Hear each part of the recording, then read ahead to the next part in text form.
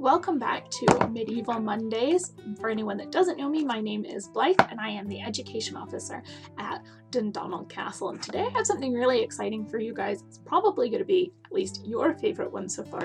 Today we are talking about the sword at Dundonald Castle. Now we have lots of weapons in the collection.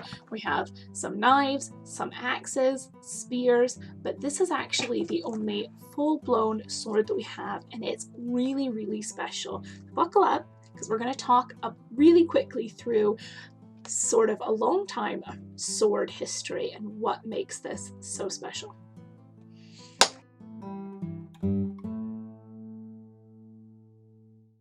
So where does this come from? When did they start using swords like this? Well, this sword is actually a replica of a real one that existed in the 10th or 11th century, so about 1,000 to 1,100 years ago.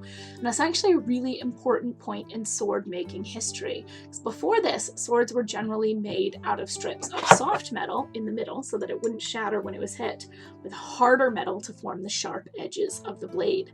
But this sword was made differently because the discovery of a stronger type of steel, which could be formed into wider strips of metal and stay strong, led to the creation of this sword.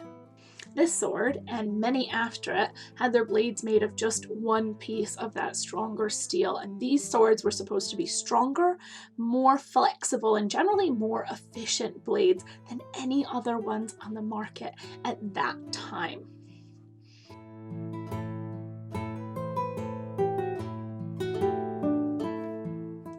So what is it made of? Well, like I said a minute ago, this blade would be made of one piece of steel, heated, shaped, and sharpened at the edges. So the only difference between that and ours is that we haven't sharpened ours on the edges so that I can hold it like this and show you.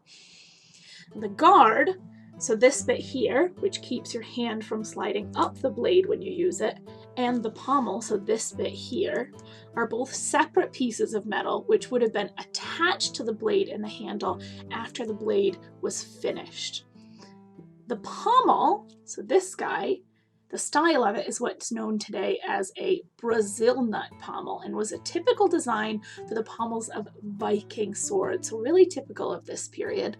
And the hilt, this dark bit here that you grab onto, has rounded the edges and wrapped it in leather to make the sword easier to grip and to hold onto.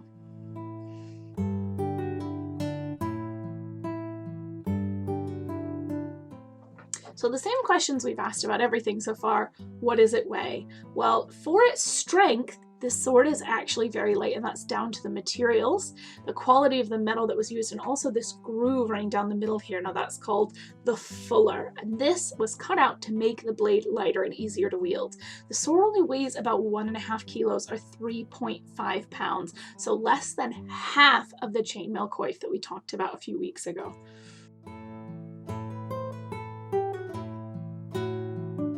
So what kind of people used a sword like this? Well, when swords like this were made in the medieval period, they were, like I said, at the very peak of technology, made of expensive metal and often designed like this one with engravings on it, which would make it extremely pricey. So actually only the richest and noblest of men would have been able to afford a sword like this one.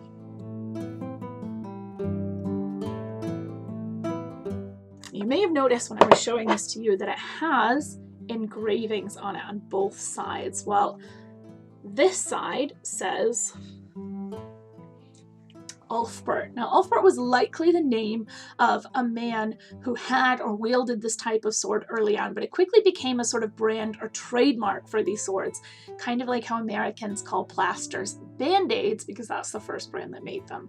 The pattern on the other side, geometric pattern, and many swords of this style had this particular pattern on it, so a braid pattern with lines on either side. The reason that the writing and the braiding are a little bit messy, they're not perfect, is because this is meant to be actually a very close copy of a real medieval sword. So I'll show you one like it in the picture. And those would have been a little bit messy, and this is meant to look exactly like it. It's meant to be an exact copy. So this sword was made to have the same imperfections as the original to look as authentic as possible. And before you ask, Yes, this is a real sword and a real blade. Just as I mentioned, we don't sharpen it because we use it just for educational purposes. Nobody's going to be fighting with it, we hope.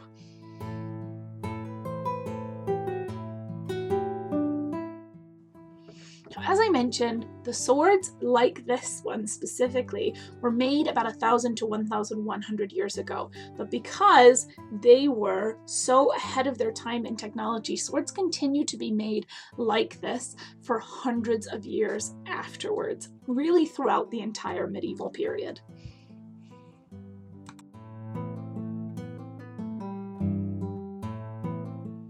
Alright guys, well that's all I have about the fantastic sword that we have in the collection. Thanks for joining me for another Medieval Monday, and as usual, if you're interested in learning a little bit more about this sword in particular, or about swords history and sword making techniques, I'll put some links in the comments which helped me to make this video. And I have to say in this one a very special shout out to our castle volunteer, Dave. This is actually his choice of sword, and he's the one that told me all about it and why it's so important. Next week, we're going to be talking about the Great Helm that you've seen so much in several of our videos. So please come back and join us next week to talk about the Great Helm. And in the meantime, thank you so much for watching. Again, if you enjoyed this video, if you want us to keep making more, please consider going to Dundonald Castle's Facebook page or our website and make a small donation to the education team. That'll allow us to keep making these videos for you while we're not on site. Thanks so much.